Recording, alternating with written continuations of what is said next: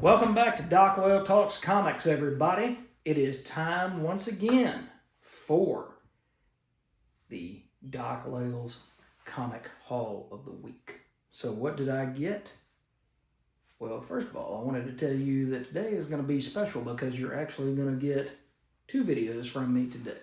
I've already shot the video talking about the book that I really loved that I picked up at the Blue City Comic Con this past weekend. It's called Southern Fried Kaiju from Belcanto Comics, and that video is coming later on today.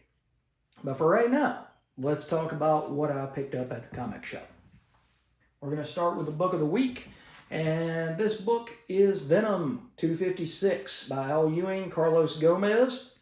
This is Death Spiral Part 6 of 9. And somebody dies. I'm not going to say who, but it's not, I'll say it's not Dylan, okay? This is one of those that it looks like that's what's going to happen here, but it's not. I will tell you this, though. One of the greatest pieces of, let's see, how did it go exactly? One of the greatest pieces of verbiage comes from Torment. And Torment says, you're not on the spiral. You're not on anyone's spiral. I've never met a person who's so unconnected. You're nobody's father, nobody's true love, nobody's family. So all you could be to me, to anybody, is in the way. So that's really, really cool. I'm not going to spoil what happens. I've seen it elsewhere. I've seen it on Bleeding Cool. I've seen it on some of the other comic websites and YouTube channels, but I'm not going to be the one to spoil it. But a character dies here. It's a very surprising death, and we get to learn more about Torment and the death and destruction that he seeks to bring to the world of Spider-Man. And I will spoil what happens at the end. We now have Torment Carnage. And again, I will not tell you how we got there, but this book was actually a lot of fun. I'm not the greatest Al Ewing fan in the world, but I thoroughly enjoyed this issue, and I cannot wait for Amazing Spider-Man 26 so that we can continue this really good story. By the way, this is not Maximum Carnage. It's only 9 parts instead of 14, but so far, even though it's been spread over Amazing Spider-Man and then the one-shot, and then there's going to be a one-shot that concludes it, this is almost as much fun to me as Maximum Carnage is. So this will be a Spider-Man story in the end, unless they just completely drop at the bottom and forget how to write a comic book. This will be one that I'll go back and reread, just like Maximum Carnage, from time to time. All right, what else do we have? We have The Sacrificers, issue number 20, the penultimate issue of The Sacrificers by Rick Remender, and this is Andre Lima Arujo. And this book just tugs at your heartstrings. Saluna, who is Pigeon's wife, was the god's daughter.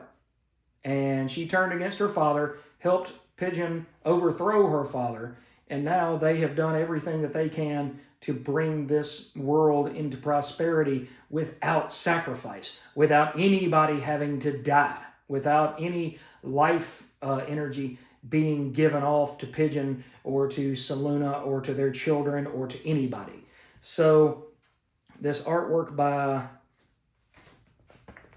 Andre Lima Arujo is just amazing. It's amazing. And you get to see how much Pigeon cares for his wife, his children, his family. And in the end, in the next issue, there will be a reckoning. Because you get to see that pretty much the entire world has turned against Pigeon. And what has happened? Beatrice, his sister, has led the forces of what they consider good, what he would consider evil, against her own brother. So this is a story about family, about sacrifice, no pun intended. It's one of the best comic stories I have read. bravo, Rick Remender, Andre Lou Arahu. Just amazing stuff, guys. I hate to see it end in the next issue, but I can't wait to see how this book finishes up. If you're not reading this, pick it up in trades. You will not be disappointed. Okay, next up is Walking Dead issue number 134. This is the deluxe edition, so it's in color. You get to see Carl stand up for Sophia, which is covered on this David Finch amazing cover. You get to see Jesus fighting the Whisperers and trying to learn more about who the Whisperers are and how they came to be. And it's just a continuation of one of the greatest books that ever came out, and one of the greatest comics that ever came out. You get to see that Carl is going to stand up for Sophia against these boys, and then, unfortunately, maybe he takes it too far in her defense.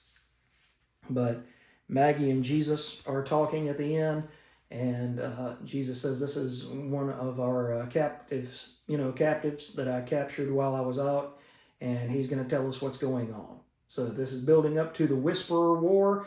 This is an exciting time, one of the last, in my opinion, exciting times in The Walking Dead before it became somewhat lackluster. The Commonwealth is coming, Pamela is coming, the end of the book is coming, and I can't wait to see it. But at the same time, this has been a really fun romp through The Walking Dead.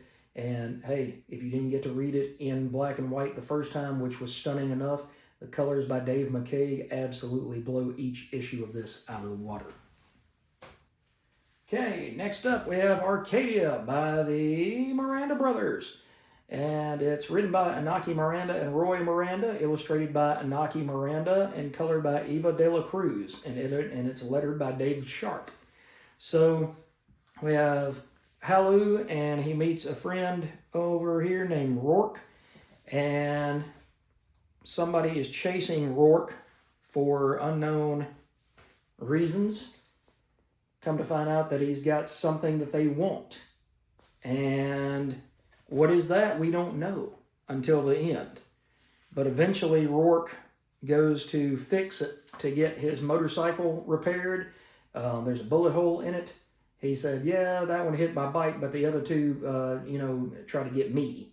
So there's problems between Fix and Halu because she used a device to kind of see how the future is, what the past is. It's almost like a Cerebro helmet.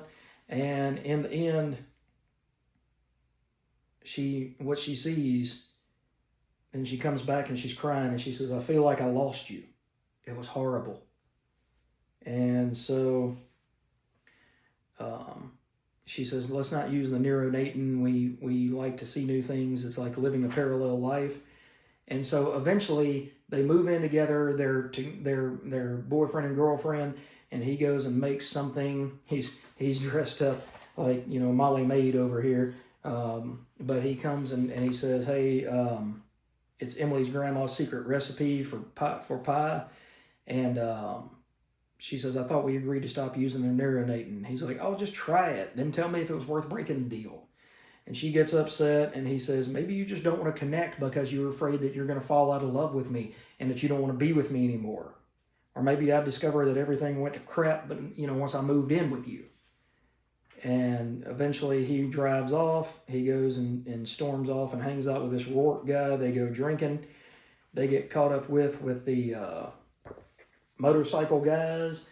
And then at the end of this book, Rourke offers Fix and Halu a paradise that they can't only dream about. Even the neuronatin can't give them an idea of what it might look like there. So, really great book by the Miranda Brothers. I enjoyed We Live from Aftershock Comics when they were a thing, and now this is from Ignition Press, and it's absolutely top-notch. Guys, the more independent books that I read, then the more I start to think that that's where the stories are at. I love Spider-Man, and I loved Death Spiral this week. I did. But if you want true character growth, sometimes you have to go to the indies. You have to have these new characters that you're not familiar with and figure out what their lives are about, what their loves, what their loss is, and then it just pulls you right in.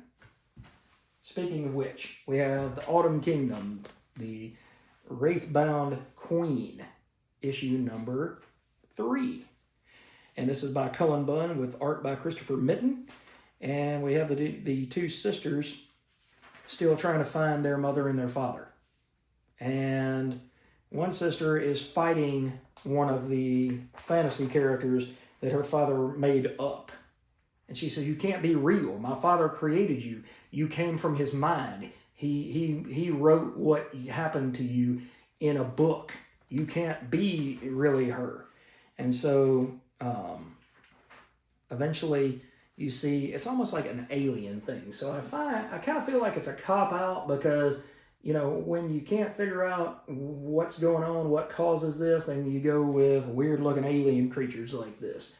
And so, I don't know, that didn't excite me as much, but at the same time, then Winter, gets told, you came here searching for your kin.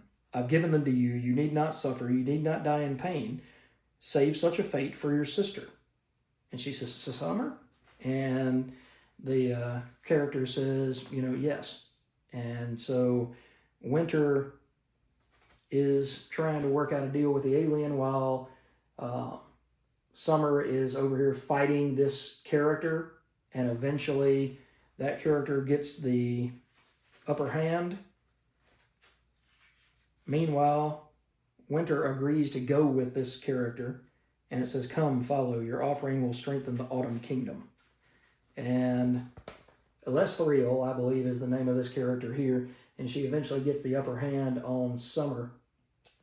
And it looks like it's all gonna die. It looks like it's the end for her. And all of a sudden, then that girl turns to glass and shatters. And the other girl, Summer picks up the giant blade. It's something that looks like it's out of Final Fantasy. She picks up this giant blade and continues her trek to try to find her sister. And eventually she does, and they reunite. And she says, I hit this character in the back of the head with this rock. And she says, "Whatever you did, I think you saved me." And they embrace. So they're still looking for Mom and Dad. Do Mom and Dad still exist? Or were they just a figment of these two sisters' imaginations? Are they long dead? We don't know yet. But this book is really great by Cullen Bunn. It's not a horror book. It's not like a slasher book. But it will make you think. It's an intelligent book that everybody should most definitely be reading. And this is from Oni Press. And you guys should definitely check it out. Okay? And the last book that I picked up this week is Dead Samurai issue number 6. We have a continuing story of Aki-san trying to make it back to the castle. Her evil uncle is on the hunt for her, trying to kill her. He goes over the edge, stabs his own horse, and makes it where he survives because he lands on top of the horse. Oh, by the way, guys, this is by John Dolmayan, and then art is by Ryan Benjamin, and this is from Wake Comics. And it's got this amazing Bill Sienkiewicz cover, just like all the other issues have. So this is still in the 1600s. You also get to learn about the backstory of the blind slave that Aki-san encountered in, I believe, the 3rd issue, and where he came from. He was on a boat, and he had lost his sight, but he could use his other sights to tell when a storm was brewing. They landed at a port and ended up finding these zombie-like characters that they had been encountering, and they make it back to the ship only for their own personal ship to break over the waves and smash them to bits against the rocks. And so that gentleman finds himself stranded because somebody was asking him, "How did you find this girl and her protector?" And so he went back and explained. Meanwhile, and above the Valley of the Fog, then we have the samurai fighting these zombies, and Tomo one of his captains says, look, Tomo, Aki-san is escaping. And he goes after all of these zombies, and he's trying to explain to Tomo, he says, if you go after her, we can find her, and maybe she'll go, because isn't one of her people that are helping her a monk? So we should go to this monastery and try to find them there. And he says, but if I have a physical hand in harming her, in killing her and taking her down, then it could impact the people's acceptance of my leadership. And he says, perhaps there's another way to handle the problem. These dead kami seem to be available in abundance. Perhaps they can be manipulated for our purposes. So it's absolutely awesome book. A lot of fun. I still say the same thing I've said for the last 5 issues. There needs to be some, not word balloons, but like some editorial, boxes and things like that to kind of fill in what's going on. The artwork by Ryan Benjamin does a lot, if not all, of the heavy lifting. I'm not saying that John Dolmayan's not a good storyteller. He's an excellent storyteller. This story has had me engrossed since the first issue. But at the same time, we need some, a little bit of things to move the story forward and progress the story rather than only relying on the artwork to do it. But guys, that is the haul for this week. I did also pick up Comics, the magazine, issue number 2 with this Battle Beast cover, but I'm going to talk about that in a separate a separate episode. So I hope you guys have enjoyed this quick look at the books that I picked up this week. I hope that you have found everything that you were looking for at the comic shop. And if you have not yet, like and subscribe to the channel so that you can find these videos each and every day when I post them. And also so that we can grow this subscriber count and I can do a giveaway. I haven't forgotten. I said that I would do a giveaway when we get to 500 subscribers. Right now, we're currently sitting at about 275. So if I can get about another 250 people on board, I'm going to give away some cool swag. So thank you for watching. Have a great Wednesday. I hope you find everything that you like at the comic shop, and I will catch you later.